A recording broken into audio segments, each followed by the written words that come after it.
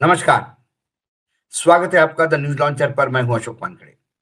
लेकर आया हूँ आपका अपना कार्यक्रम द एक्स-रे।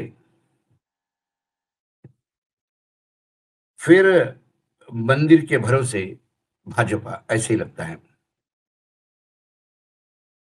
कर्नाटक में विधान परिषदों के चुनाव में जो क्रॉस वोटिंग हुआ, उससे आहत भाजपा अब गद्दार विधायकों को मंदिर में खोजने जा रही है। मोदी जी अब कई गुटों में बटी हुई भाजपा के गद्दारों को ढूंढने के लिए फिर भगवान के भरोसे हैं। क्या भाजपा के प्रदेशाध्यक्ष की कुर्सी भी खतरे में है? जब ये खबर आई कि एमएलसी चुनाव में क्रॉस वोटिंग पर भाजपा सख्त, विश्वासघाती विधायकों की पहचान के लिए मंदिर में रखी बैठक, तो मुझे लगा इसको एक सिरे से देखना जरूरी है। कर्नाटक में एमएलसी चुनाव में क्रॉस वोटिंग करने वाले विधायकों की पहचान के लिए भाजपा एक मंदिर में बैठक करने जा रही है।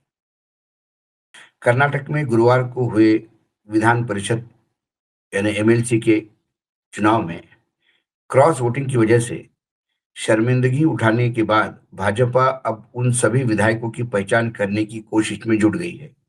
ये बीते गुरुवार की बात बता रहा हूँ, पिछले सप्ताह की,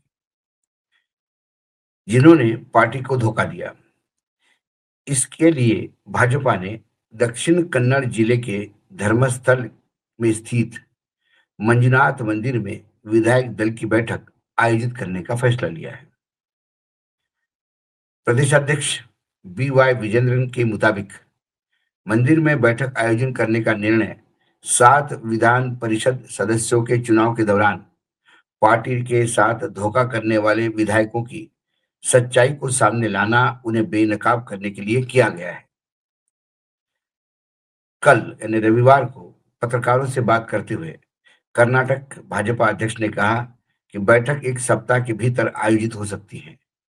आगे क्रॉस वोटिंग करने वाले विधायकों के बारे में बात करते हुए उन्होंने कहा कि वे चाहे जो भी हो, विधायकों ने अपनी माँ यानी भाजपा के साथ विश्वासघात किया है।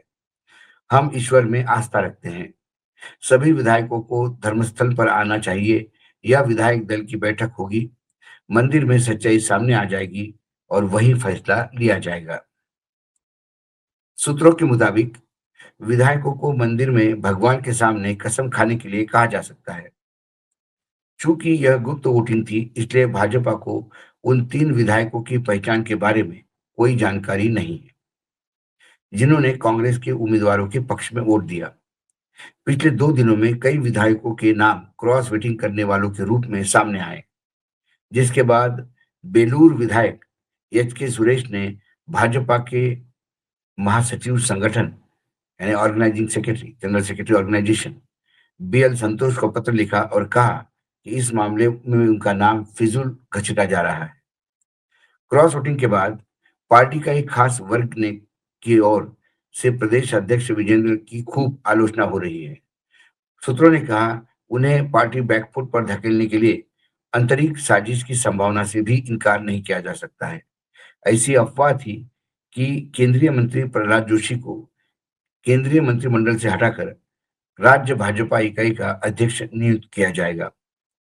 हाल ही में हुए एमएलसी चुनाव में कांग्रेस के सभी 5 उम्मीदवारों को निर्धारित वोट के कोटे से, मतलब जितना उनको वोट मिलना था, उससे अधिक वोट मिले और उन्होंने जीत हासिल की। कांग्रेस के 5वें उम्मीदवार विनय कार्तिक को कांग्रेस के उम्मीदवारों से अधिक वोट मिले। इसका कारण जेडीएस और भाजपा विधायकों की ओर से क्रॉस वोटिंग को बताया गया है। क्रॉस वोटिंग ही हो सकता है जब कोटे से ज्यादा निर्धारित वोट मिले, और खासकर वो जो अतिरिक्त उम्मीदवार है उसका जीतना, ये क्रॉस वोटिंग को ही रेखांकित करता है। भाजपा के निर्देश के मुताबिक हर एक उम्मीदवार को 30 वोट मिलने थे, लेकिन उसके एक उम्मीदवार रघु कौटिल्य को 29 मिले, क्योंकि एक वोट अमान्य घोषित कर दिया गया। दूसरे उम्मीदवार लिंगराज पाटिल को न्यूनतम 28 वोट से 1 वोट कम मिला, लेकिन उन्हें अंतिम दौर में विजयी घोषित करा दिया गया। कर्नाटक विधानसभा में जेडीएस के पास 18 विधायक है, लेकिन उसके एमएलसी उम्मीदवार को 14 वोट ही मिले। मतलब जेडीएस जो देवेगौड़ा जी की पार्टी है, जो पुराना ओल्ड मैसूर के क्षेत्र में ही ज़्यादा प्रभावशाली मानी जाती है, और वो कलिंगा समुदाय में उनकी अच्छी पेठ हुआ करती थी। लेकिन अ, बाद में कांग्रेस ने इसी क्षेत्र में और बहुत हद तक उस देवेगौड़ा जी की जो पार्टी है जेडीएस, इसका ओल्ड मैसूर क्षेत्र में काफ़ी प्रभाव कम किया। जब 18 में से 14 मिली, इसका मतलब 4 क्रॉस वोटिंग वहाँ हुआ, और अच्छा खासा क्रॉस वोटिंग बीजेपी से भी हुआ। वैसे भाजपा कई गुटों में वहाँ बटी हुई है। खासकर येदियुरप्पा को मुख्यमंत्री पद से हटाया गया था। उसके बाद दिल्ली में जब 2014 में मोदी जी आने के बाद जब येदियुरप्पा को साइडलाइन किया गया, तो उन्होंने पार्टी को अपनी मजबूत स्थिति का एहसास करवाया, और जब पार्टी को लगा कि नहीं, येदियुरप्पा के बगैर काम नहीं होगा, तो फिर से उनको मुख्यमंत्री बनाया गया। फिर उनको मुख्यमंत्री पद से हटाया गया, उनके बेटे को पार्टी का अध्यक्ष बनाया गया। लेकिन उसके बाद पार्टी कई गुटों में इतनी बटी हुई है बुरी तरह से कि पार्टी को फिर से एक करना अब केंद्रीय नेतृत्व के लिए बहुत कठिन बात हो गई है।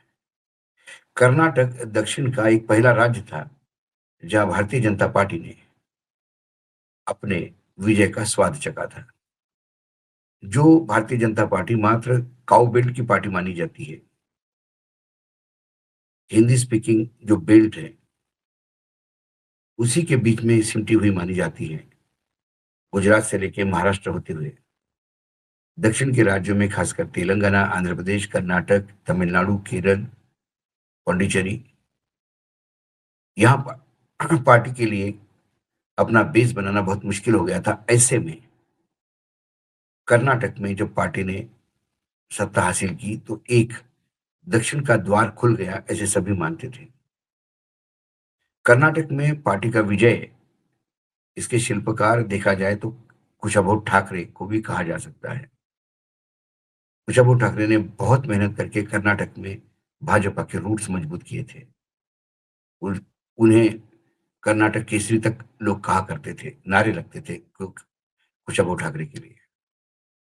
लेकिन अब 2014 के बाद जो ऊपर से लोग थोपने का या रबर स्टैंप नुमा लोग ढूंढकर उन्हें बड़े पदों पे रखने का जो चलन चला है, उससे कर्नाटक की बीजेपी बहुत बुरी तरह से डैमेज हुई है। अब सवाल ये है कि मंदिर में क्या कस्में खाई जाएगी, क्या झूठी कस्में खाई जाएगी? क्योंकि मंदिर में, खासकर राम मंदिर में जो चंदा चोरी का मामला आया और जो भ्रष्टाचार के मामले सामने आए, उससे तो लगता है कि पूरे देश की आस्था जिस मंदिर में हो, वहां यदि भ्रष्टाचार करने में लोग हिचकिचाते नहीं, तो फिर भगवान के सामने झूठी कसम खाने से क्यों हिचकिचाएंगे? एक भोंडा प्रयास ही है कि आप भगवान के ऊपर कसम खा के ये कहलवाने का प्रयास कर रहे हैं कि वो भाजपा के साथ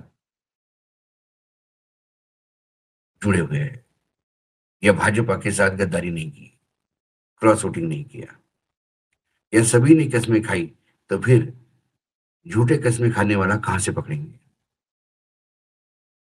दूसरी ओर आज भाजपा बहुत आहत है और बार बार कह रही है कि अपने मां के साथ गद्दारी की।